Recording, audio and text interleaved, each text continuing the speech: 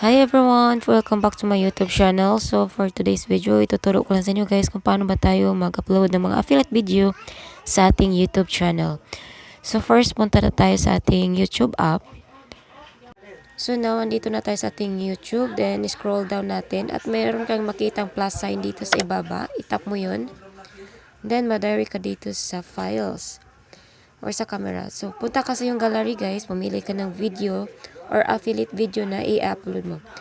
For example guys, sa akin ito siya. So, i-click lang natin. Then after that, itap mo yung next.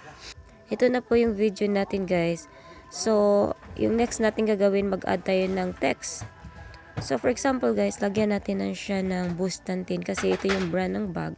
But, this is not sponsored ha. This is affiliate video. So, like this. So, meron din siyang font guys na pwede mo i-change. Then, mag-add tayo ng another small words here. So, ano kayang maganda? Ito yung handbags. So, handbag yung ilagay natin dito sa small letter.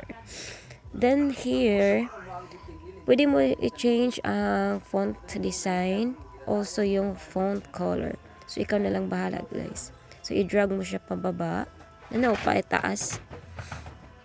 Then, ito siya. Next is, mag-add tayo ng sounds. So, here, guys, para hindi tayo makapiright, itap natin yung all sounds. Kasi nandyan ang sounds para sa shopping sounds. So here, itap mo lang yung shopping sounds. So once matap mo yung shopping sounds, madirect ka na dito sa mga phrase sounds nila guys na pwede natin magamit sa ating affiliate video. So ano kayo mas maganda dito? Maybe this one guys, itatry natin siya. So itap mo lang yung blue arrow. So right here, meron na tayo guys. Yung next is, itap lang natin next guys para magkapag-add na tayo ng titles, description, and hashtag. So first yung title. Then before I forgot, mag-add tayo ng basket or link kung saan natin siya pwede mahanap yung product. So ito guys, itap mo lang yung tag products. So here, pwede mo siya i-search. So kapag hindi lumabas guys, mas better pumunta ka na sa Shopee at i-copy link mo dito, like this. So ito na siya guys. So tap mo lang yung plus sign. Yan, make sure guys na sa Shopee siya ha, hindi siya sa Lazada.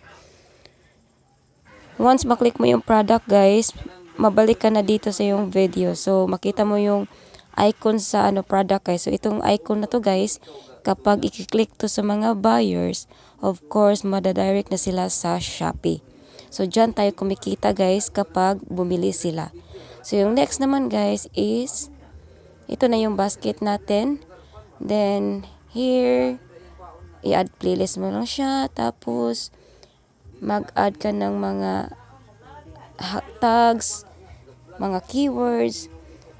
Of course, yung description guys, mag-add ka din ng description. Then pwede ka din mag-add ng link dyan sa Shopee, link mismo sa product na pinopromote mo dyan sa description. Then for example guys, dito muna tayo sa tags. I-add natin yung tags natin. So ito lang yung ginawa ko guys. Nilagay ko yung mismong name sa product. Basta guys, kayo na lang bahala sa mga tags na yan. So after mo siya malagyan ng tags is, of course, i-double check mo.